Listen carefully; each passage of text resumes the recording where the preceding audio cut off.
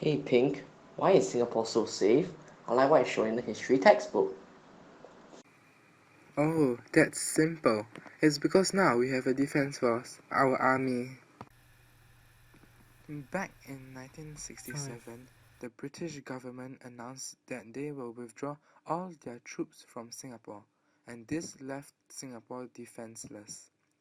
This being a potent issue, leaders in Singapore took matters to hand immediately and started rallying people to enroll in the then Volunteer Defence Force.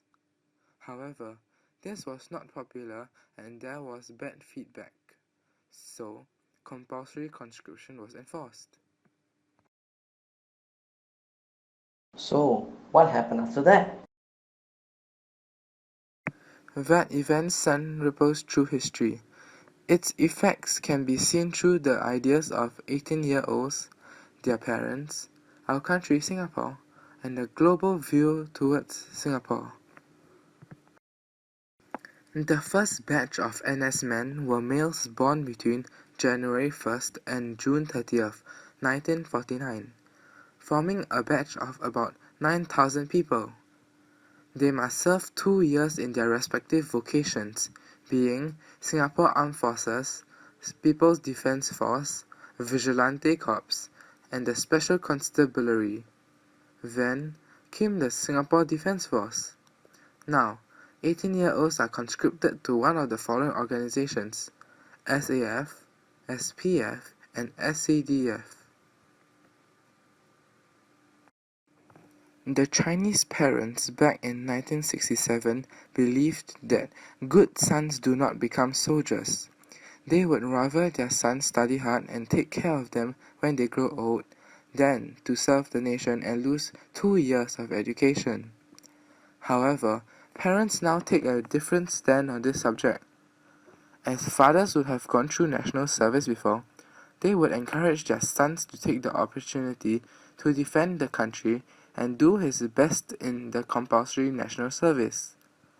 Even mothers now know that they are not spared in the journey of their son's national service. They play an active role to provide the NSmen with moral support. 1986, the Hotel New World collapsed. In 1988, the oil refinery fire at Pulau Merlimau. In 1991, the hijacking of SQ-117.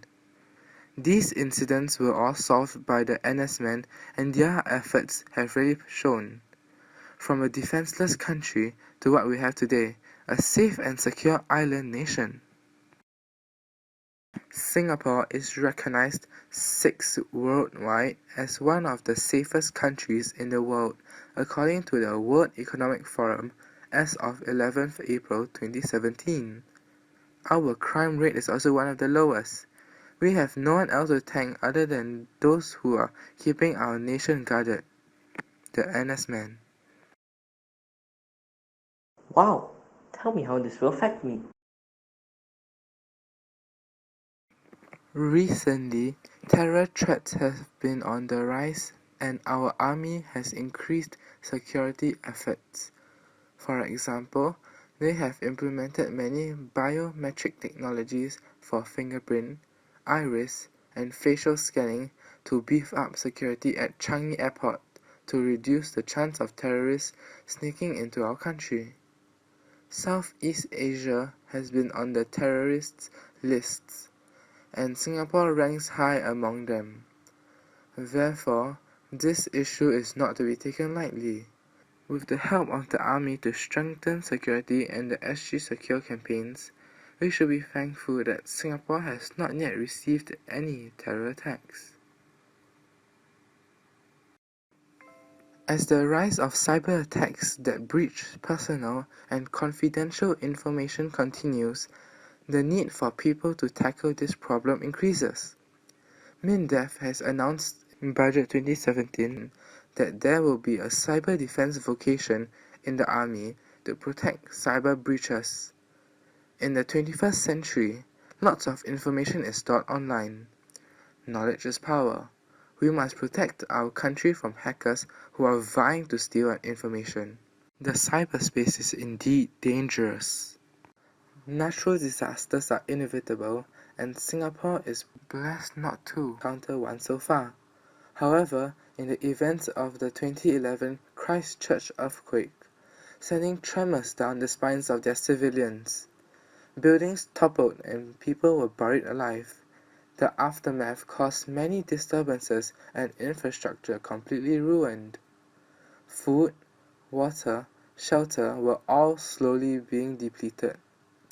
Thankfully, Singapore dispatched 116 SAF personnel, a C-130 transport aircraft, and a KC-135 tanker aircraft to aid in disaster relief and to evacuate the people there. The Singapore Army helps other countries when they require it. What an amicable spirit! Unlike back in 1942, Singapore will not fall into the hands of another nation again. With the power to defend itself and provide regional support, we certainly have become a force to reckon with. NS have grown and developed throughout the years, this year marking its 50th year in operations. From my generation to yours, the theme for NS 50, it reflects on the previous generation passing on the duty to keep the country safe. National service has shown us how the nation was built and is indeed a significant event.